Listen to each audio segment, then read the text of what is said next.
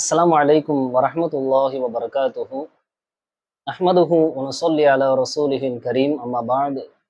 أعوذ بالله من الشيطان الرجيم. بسم الله الرحمن الرحيم. இன்றைக்கு கூட்டு குர்பானி என்கிற ஒரு உன்னதமான வணக்கம் விளம்பரமாக வியாபாரமாக மாற்றப்பட்டிருக்கிறது. இன்றைக்கு எங்கு பார்த்தாலும் எங்கு திரும்பினாலும் கூட்டு குர்பானியுடைய விளம்பரங்கள் தான் அதிகமாக கண்ணில் படுகிறது. அதிலும் கூட விலையை நிர்ணயிப்பதில் போட்டி. ஒருத்தர் 3000 போட்டாருன்னா அவருக்கு போட்டியா இந்த பக்கம் ஒருத்தர் 2000 போடுறாரு. இந்த பக்கம் இவர் 2000 போட்டாருன்னா அவருக்கு போட்டியா அந்த பக்கம் 1000 போடுறாரு. எவ்வளவுக்கு எவ்வளவு அடிமட்ட விலையை நிர்ணயிக்க முடியுமோ அதையெல்லாம் நிர்ணயித்து, அந்த விலைகளை எல்லாம் நிர்ணயித்து, மசாயில் தெரியாதவர்கள் எல்லாம் இந்த கூட்டு குர்பானியை கையில் எடுத்துக்கொண்டு முடிந்த வரைக்கும் காசு பார்க்கக்கூடிய வியாபார களமாக இன்றைக்கு கூட்டு குர்பானி மாற்றப்பட்டிருக்கிறது. இது கவலையான விஷயம். நம்மள நிறைய நபர்கள் அடிமட்ட விரட்டுக்கு யாரு கொடுக்குறாங்களோ 1000 ரூபான்னு ஒரு பங்கு போட்டாலும் அதிலும் போய் பங்கு சேரக்கூடியவர்கள் எல்லாம் இருக்கத்தான் செய்யறாங்க. ஒரு விஷயத்த புரிஞ்சுக்கிறணும். இவ்வளவு அடிமட்ட ரேட்டுக்கு இன்றைக்கு இருக்கக்கூடிய சூழ்நிலையில் குர்பானி பிராணியை வாங்கிட முடியுமா? யோசிப்பது கிடையாது. அப்படியே வாங்கினாலும் அது எந்த லட்சணத்துல இருக்கும்? யோசிப்பது கிடையாது. குர்பானியின் தரத்தை அறவே பார்ப்பது கிடையாது. விலையை மட்டும் பார்க்கிறார்கள். எவ்வளவு விலை கொடுத்து குர்பானி கொடுக்கணுமா? ஏதோ ஒரு 1000 2000 ரூபாயில பங்கு சேர்ந்து கடமை முடிஞ்சா சரிதான், அப்படித்தான் நிறைய நபர்கள் நினைக்கிறார்கள். இதுவல்ல குர்பானி. நிறைய நபர்கள் என்ன செய்யறாங்கன்னா, இந்த குர்பானி தங்களுடைய பங்கின் அந்த இறைச்சியை கூட வாங்குவதற்கு நேரம் இல்லாமல் உலக காரியங்கள்ல அவ்வளவு பிஸியாக இருக்காங்க.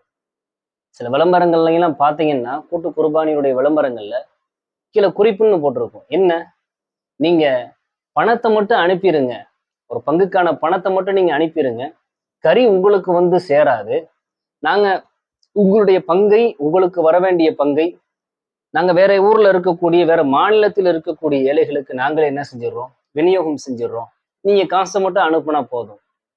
நிறைய நபர்கள் என்ன செய்யறாங்கன்னா, அவங்களே வந்து கொடுத்தாலுமே இவங்க வாண்டடா என்ன சொல்றாங்க, எங்களுக்கு கறியெல்லாம் தேவையில்லை, எங்க பேரை சொல்லி நீங்க குர்பானி கொடுத்துருங்க, அந்த கறியை நீங்களே ஏதாவது ஏழைகளுக்கு கொடுத்துருங்க.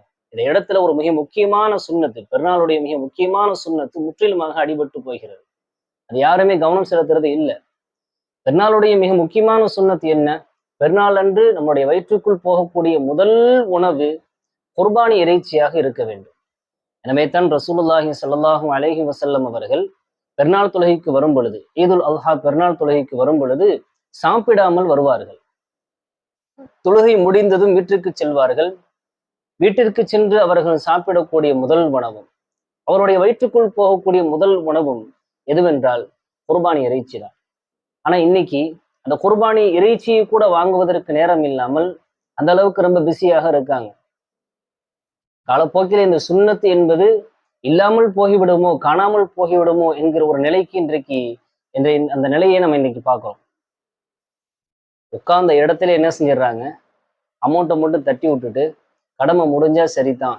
இன்னும் சொல்ல போனா நிறைய நபர்கள் இதை வந்து ஒரு பெரிய பிளஸ் பாயிண்டா நினைக்கிறாங்க. நமக்கு வேலை மிச்சம், இல்லைன்னா அந்த கறியை போய் வாங்கணும், அதை பங்கீடு செய்யணும், எல்லா நபர்களுக்கும் கொடுக்கணும், அது ஒரு பெரிய வேலை. உட்கார்ந்த இடத்துல அமௌண்ட்டை தட்டி விட்டா வேலை முடிஞ்சிருச்சு அப்படின்னு நினைக்கிறாங்க. இதுவா குர்பானி? இதுல என்ன தியாக உணர்வு இருக்கும்? இதுல என்ன தியாக உணர்வு வெளிப்படும்? குர்பானி என்பது தியாகத்தின் வெளிப்பாடு. குர்பானி என்பது உள்ளத்தாலும் உணர்வாலும் செய்யப்பட வேண்டிய அமல்.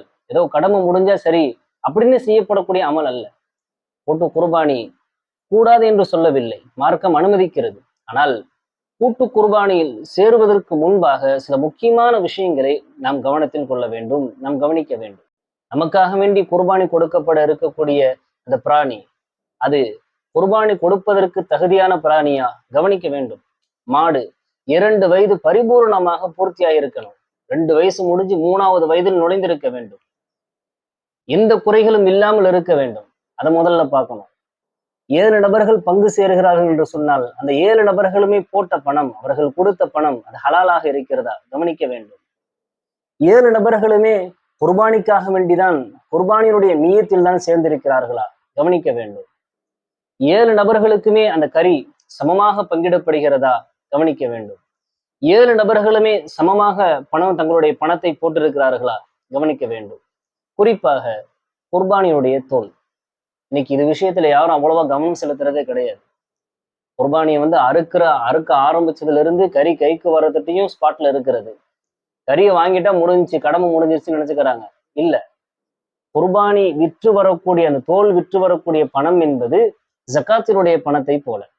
ஜக்காத் பணம் எப்படி முழுக்க அது ஏழைகளுக்கு போய் சேர வேண்டுமோ, அதுபோன்றுதான் குர்பானி தோல் விற்று வரக்கூடிய பணமும் அது முழுக்க ஏழைகளுக்கு போய் சேர வேண்டும். இது விஷயத்திலும் கவனம் செலுத்த வேண்டும். அப்போ அந்த குர்பானி தோல் விற்று வரக்கூடிய பணம் ஒரே நபர்களுக்கு போய் சேருகிறதா, அது எவ்வாறு செலவிடப்படுகிறது என்பதை கவனியுங்கள். மார்க்க சட்டதிட்டங்களுக்கு உட்பட்டு ஷரியத் முறைப்படி பேணுதலாக நிறைவேற்றப்படுகிறதா என்பதை கவனியுங்கள். இன்னும் சொல்ல போனால் மிகச்சிறந்த குர்பானி எது அப்படின்னு சொன்னா, நம்மளுடைய கரங்களினால் அதை நிறைவேற்ற வேண்டும். யார்கிட்டயோ காசை கொடுத்துட்டு நம்முடைய கண்ணுக்கே தெரியாத ஒரு இடத்தில் ஒரு ஊரில் நிறைவேற்றப்படுவதை விட, குர்பானி நம்முடைய கண்களுக்கு முன்னால் நம்முடைய கரங்களினால் நிறைவேற்றுவதுதான் மன நிறைவான குர்பானி. அதுதான் மிகச்சிறந்த குர்பானி. ரசூலுல்லாஹி ஸல்லல்லாஹு அலைஹி வஸல்லம் அவர்கள் மதீனாவில் இருந்த 10 ஆண்டு காலமும் குர்பானி கொடுத்தார்கள். தங்களுடைய கரங்களினால் அந்த குர்பானி பிராணியை அறுத்தார்கள்.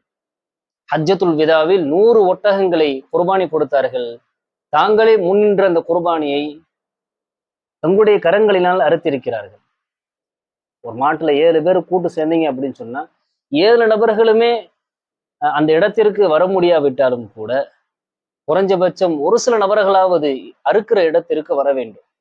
ஹதரத் ஃபாத்திமா ரலியல்லாஹு அன்ஹா அவர்களுக்கு ரசூலுல்லாஹி ஸல்லல்லாஹு அலைஹி வஸல்லம் அவர்கள் குர்பானி கொடுத்த பொழுது வீட்டுக்குள்ள இருந்த ஃபாத்திமா ரலியல்லாஹு அன்ஹாவை கூப்பிடுறாங்க வெளியே. ஃபாத்திமாவே, இங்க அறுக்கிற இடத்துக்கு வந்து நில்லுங்க. மிகச்சிறந்த குர்பானி என்பது நம்மளுடைய கரங்களினால் அந்த பிராணியை அறுக்க வேண்டும். முடியாவிட்டால் குறைஞ்சபட்சம் அந்த குர்பானி கொடுக்கப்படுகிற இடத்திற்காவது நாம் ஆஜராக வேண்டும். எனவே இதுவெல்லாம் கூட்டு குர்பானியில் நாம் கவனிக்க வேண்டிய முக்கியமான விஷயங்கள். எனவே அல்லாஹ்விற்கு பிடித்தவாறு மிகச்சிறந்த முறையில் மன நிறைவாக நம்முடைய குர்பானியை நிறைவேற்றுவதற்கு முயற்சி செய்ய வேண்டும். அல்லாஹு தாலா நம்முடைய அத்தனை குர்பானிகளையும் ஏற்றுக்கொண்டு தீனுக்காக வேண்டி தியாகம் செய்யக்கூடிய நல்ல மக்களாக நன்மக்களாக அல்லாஹ் நம் அனைவரையும் ஆக்கி அருள் புரிவானாக.